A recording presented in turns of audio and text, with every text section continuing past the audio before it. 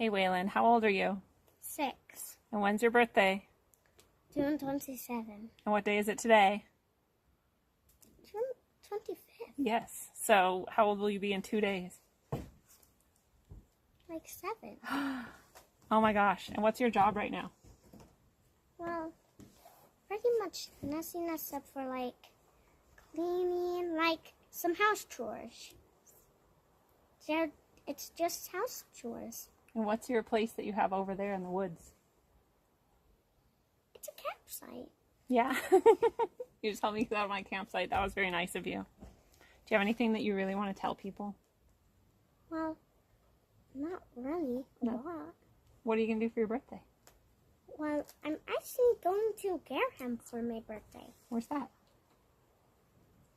Well, I kind of forgot. It's like right in front of the Safeway place. Ooh. And you also, I saw, have a tetherball set up. Is that right? Yep. That is going to be pretty exciting too. All right, happy birthday.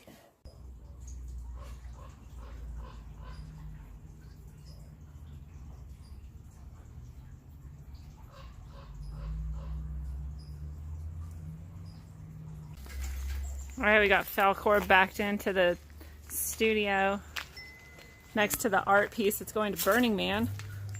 Steve's the man. Steve's going to build out Falcor. Oh, I can't show the back because it's locked. So this is the before. Truck lining. Truck divider window thing. And that bed that's in the back. All coming out.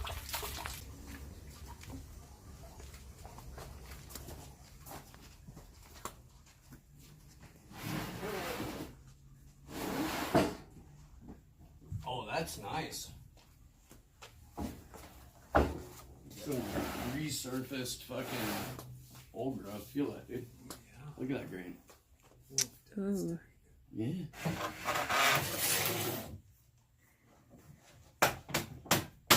Oh, need some more butts. Here you go, Lindsay. Have some butts. That's perfect decoration. Nothing but ass all day.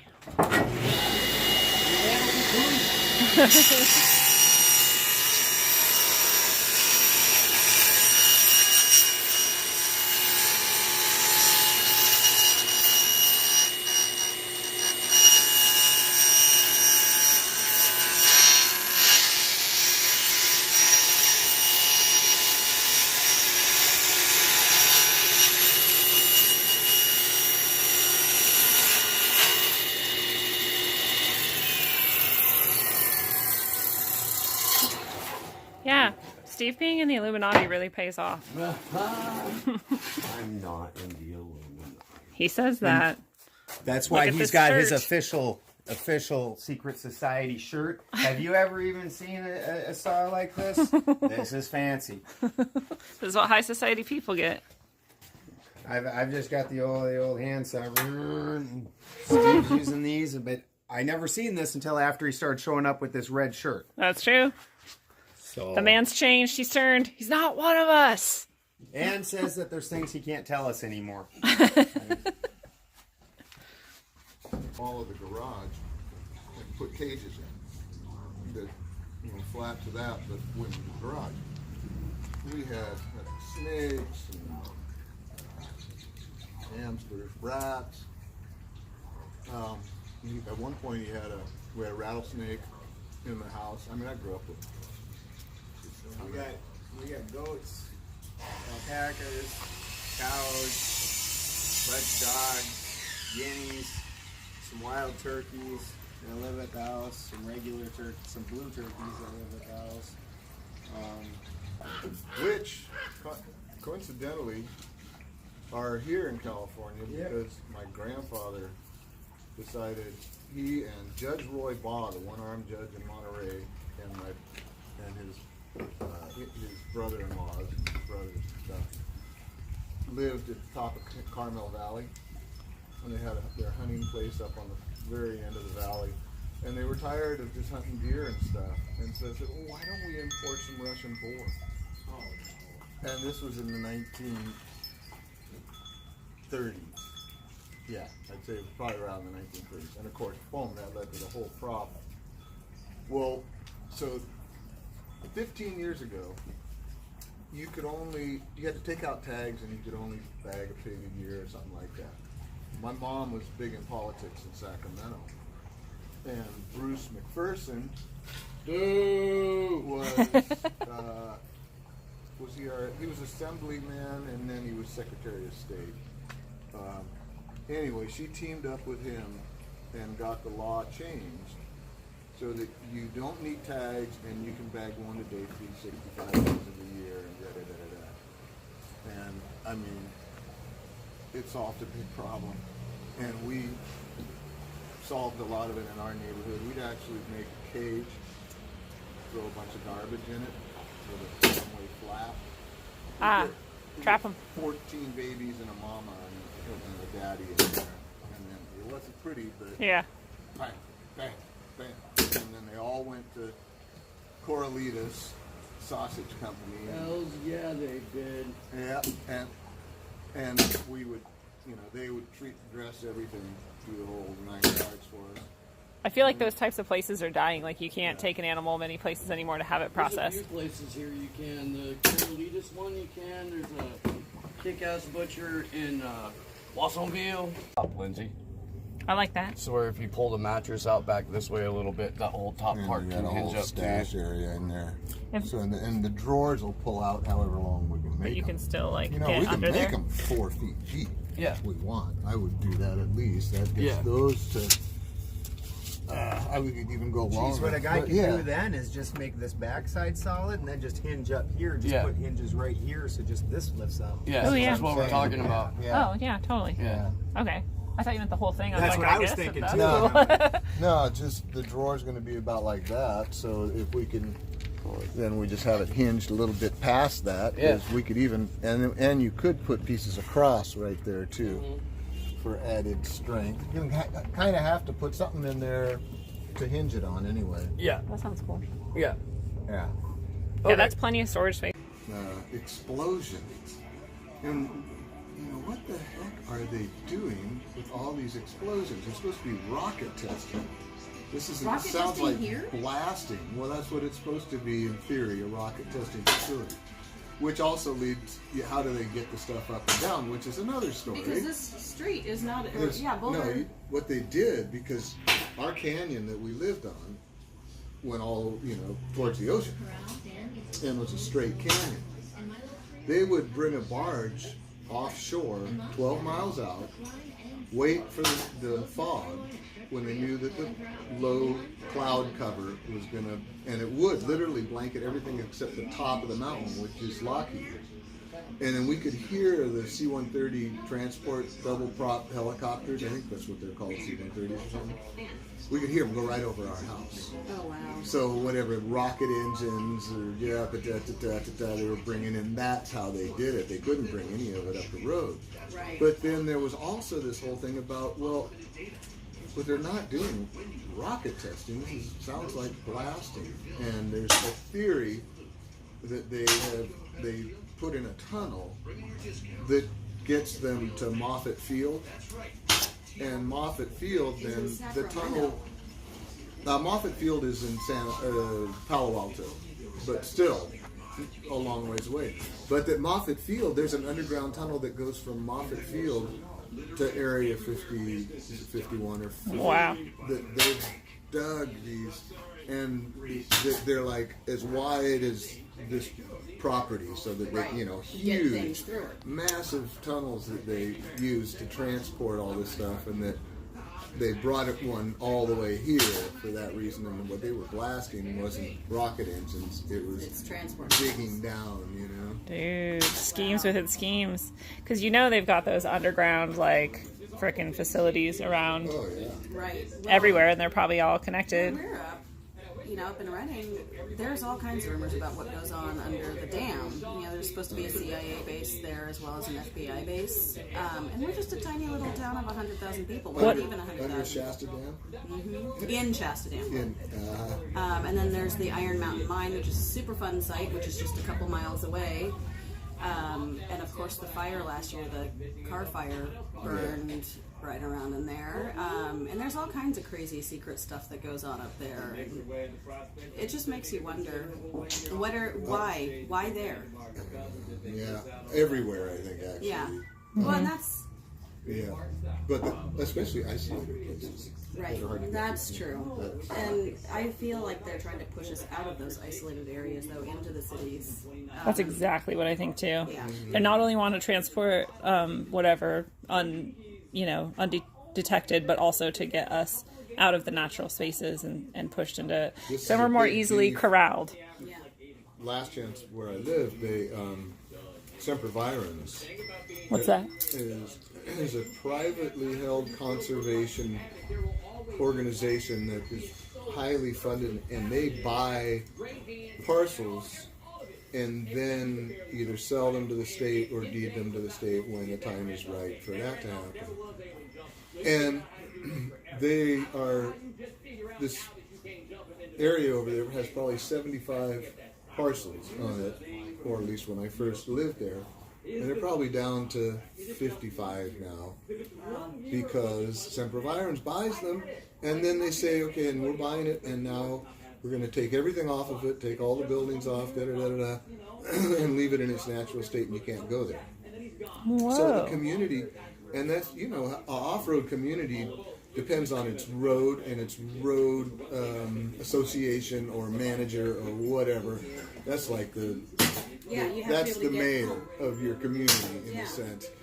And when you've got 14 miles of different roads up there that have to be maintained so people can get out, the less and less people are living there, the less and less tenable that is. Right. And the other interested party is Big Basin, because a lot of these parcels back up right against Big Basin, and in fact there used to be a road that went from the coast all the way up Last Chance Road into the west side of Big Basin So tell Park. us about Big Basin, because we're not from the area and I don't know the significance of Big Basin. It was the first national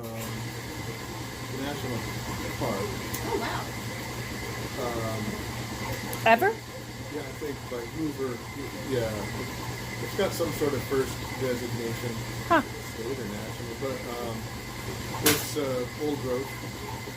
It's basically just a huge thing of old growth. And it's the actual redwoods, like the same as the Redwood National Forest. Yeah. Okay. Yeah, it's very similar to Avenue of the Giants, or Okay. Redwood Creek. And so we lived on the other side, and where we lived used to be like that, but it had been logged a bunch of times. So in '86, when we moved on there, it was all 35-foot tall ceanothus, dead and dying, and from logging and then burning it all off. And so, and we all moved out there, this whole group of people, independently, not because we all planned on it. But we were like this instant neighborhood of, I call this the last chance sect of the cannabis Amish. Awesome. Yes. That's awesome. All the best parts of being Amish high and and the build each drawbacks. other's houses, was basically what we did. Tristan, what's up? He didn't do it. He bought it, or traded. Yeah. Yeah. That's Barter. Awesome. Very, I like the style. I haven't seen that style. what the hell's it Very called? Steampunk. Steampunk, yeah. That's a very steampunk. What the person said basically is it's priceless. It is priceless. I mean, it's a piece of art. That's perfect. Yes. This is the fabulous Steve.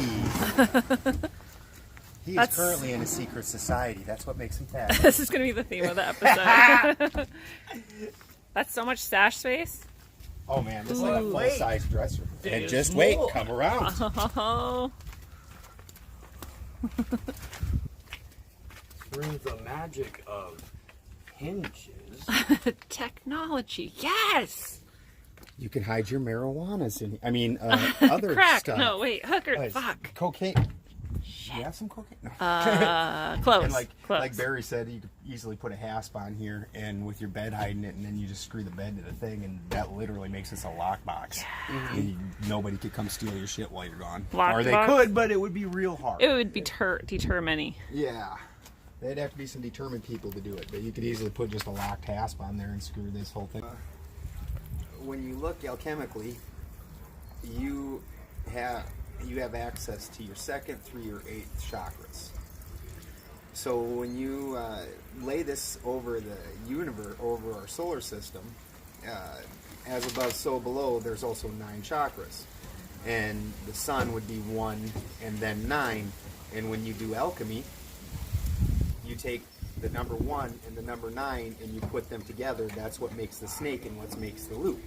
So this is the sun. This is the snake biting its own tail, and it's happening on a solar level. So we're supposed to be doing that on a personal level. The planet's supposed to be doing that on a planetary level, and the solar system, obviously, as above, so below, does the same exact thing. So you've got the 7 planets that he speaks about. The sun that we see, and then the sun that you don't see, because that would be the void. Because just like with electricity, you need a feminine and a masculine. One side has the push, one side has the pull. So the two are working in conjunction. And just like in alchemy, at the end of that, when you start out, the 1 and 9 are separate things that are completely opposite. But then when you put them together and make the snake, the 2 are the exact same thing, because they now can rise and fall together.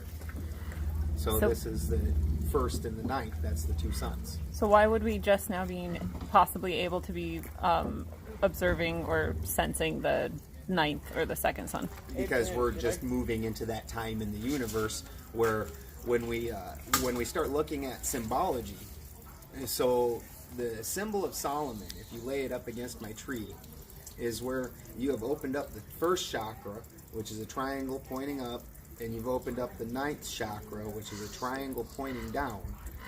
And then the 1st chakra comes around and bites the 9th, and now you have the 6-pointed star. So that's a symbology of that time period. You have access. So understanding what that means is that you have full access to your complete dents. Sorry, I didn't realize you have full access to You have full access to your complete dense, and you have full access to your complete etheric, which means that you can manifest at will. In construction terms, you're no longer a middleman who has to go to an architect and see an architect to get plans. You don't have to go down to the parts house and get the parts from them from the parts house. You're all of that instantly. So you're able to instantly manifest. Well, this time is the planet goes through this cycle just like the people in the planet do, and then the universe goes through that cycle. And so we're coming to a time where we're moving into the dense spot. The snakehead's getting ready to bite the tail. We're going to move into the dense order again, which brings us into 100 other different theories, like the Titans waking up. The return of masculine power, all of these things are starting to happen. That's because we're moving into that time period again. And I believe that that's a lot of what they're doing is especially. So let's look at the chemtrail story and the vaccine story with aluminum. What does aluminum do? It shuts down your cell salts and makes it so they are no longer bioavailable. And they didn't come up with this on their own. If you look at Roman mythology, the Roman sky god was born of the straight ether and Gaia, and then he mated with Gaia, the sky god did, to produce the Titans. The Titans are your salty earth power. They're dense, earthy beings, elemental.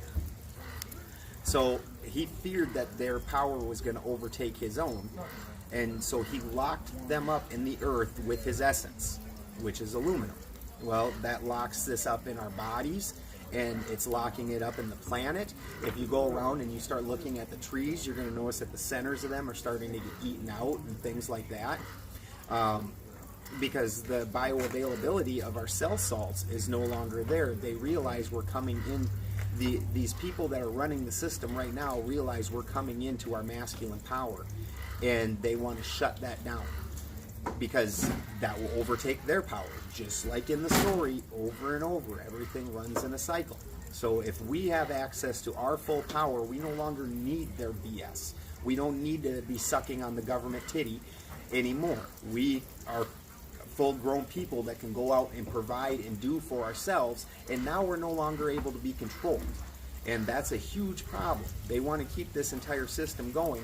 So as the universe moves into this cycle, and we can see it in every single way, they're doing everything that they can, matching the old cycles to shut down those things that are going to overtake them. Woo! Fuck the system. Oh, that pisses you off too when you spend just The conclusion to the transformation. You'll also get to see it loaded with stuff in these. They go way back, I think 4 feet.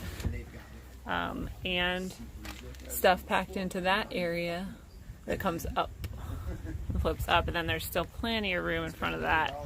Falcor has been transformed. This is the coolest treehouse in the world.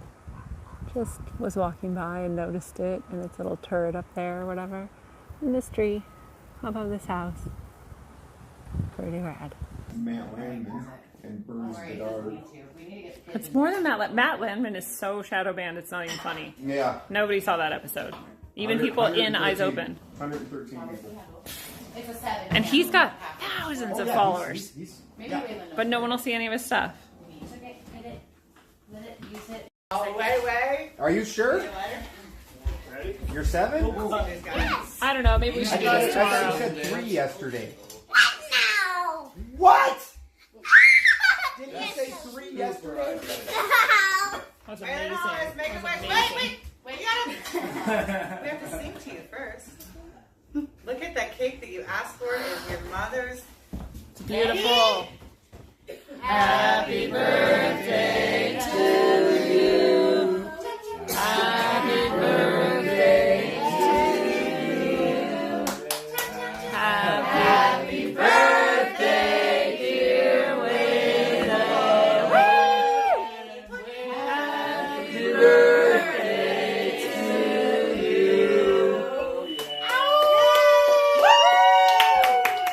Brandon, do you remember 7 years ago when you came out and these are the faces that you saw? All familiar. You saw a couple faces. I remember. Coffee, then that's all I can do. Yeah. Nice to be able to just set your studio up, but I gotta get a little something else because I gotta be able to mold it. So I feel like I'm done. Come on, unleash the beast. You're done. You've successfully done a birthday. Everything's so well. Happy birthday! Yay! Are you giving Lindsay a hug? Oh, sorry. I missed it. I do. It's so pretty up here. It's beautiful. They want to be on your video. You want to be in the video? Almost. Hey. Just for the Eyes Open people, this is Ben and Christy with Ben and Christy. Ben and Christy.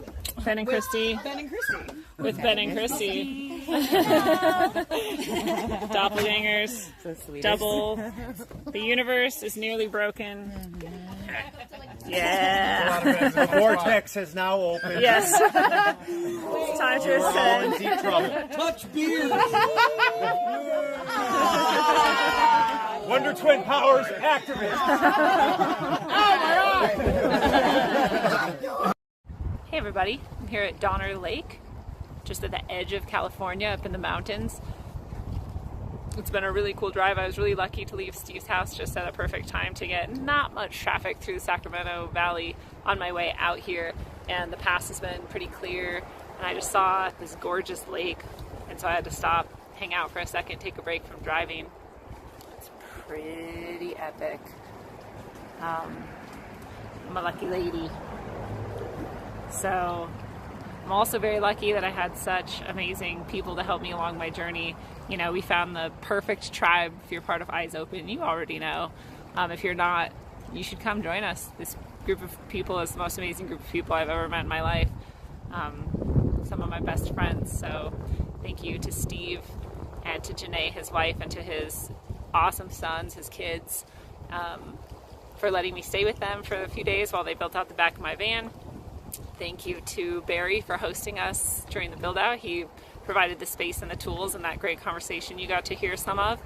Thank you to Ben and Christy for coming down and hanging out with me. It was so good to see you guys again. And that Christy is amazing. Thank you for that, for the energy work that you did. And can't wait to see you all again. Steve and Ben and Christy and the other Ben and Christy and the people I met in Santa Cruz with Steve. Boulder Creek is fucking badass. Pretty lucky I got 3 stickers on the van. I'll have to show you guys that and the crystal at some point. So tune in next time. Utah and Colorado Springs is up next on the journey. Oh, travel well, aim for balance. Always look inside first. That's how you get to the most beautiful places in the world. Bye.